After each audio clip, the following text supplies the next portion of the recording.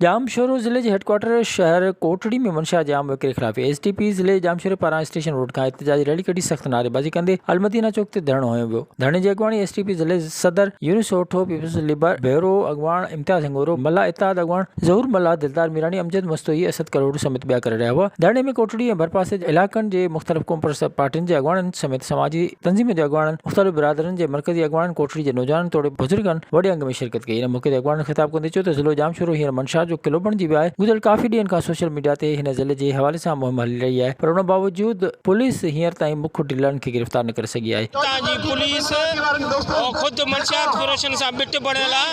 तव्हां साइड में हला वञो, हिकु हिकु केबिन ते मंशियात थो हले, उते पुलिस वारा खुद भी उते मंशियात हल रहा आहिनि। यकीनन असांजो इहा जेको मुज़ाहिरो जेको एसटीपी जे प्लेटफॉर्म ते आहे, सॼी सिविल सोसाइटी गॾु आहे। इहा अॼु 100 जी तादाद में हो, सुभाणे असां हज़ारनि जी तादाद में हूंदासीं। 110% मंशात हले थी। ही शराब जा गुता सरियाम हलनि था।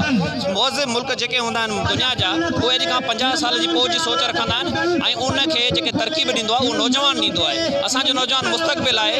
अॼु जो मंशात जे करे असांजी तालीम तबाह, असांजी सिहत तबाह ऐं वॾे में वॾो मसइलो असांजे ज़िले जी बदअमनी, इन सभिनी जी जड़ मंशात आहे। हर मुख़्तलिफ़ फ़िक्र जो जेको माण्हू आहे अॼु हिते मौजूदु आहे। ईअं सम्झो सिविल सोसाइटी आहे, वकील बिरादरी आहे, गस्ट आहे, तइलीम आहे, एसटीपी आहे, पीपल्स यूथ आहे, हरी कमेटी आहे ऐं पीपल्स लेबर बेरो आहे। तमामु तहरीक इंसाफ़ आहे, तमामु जेको आहे तो माना दोस्त असांजा अॼु हिते मौजूदु आहिनि।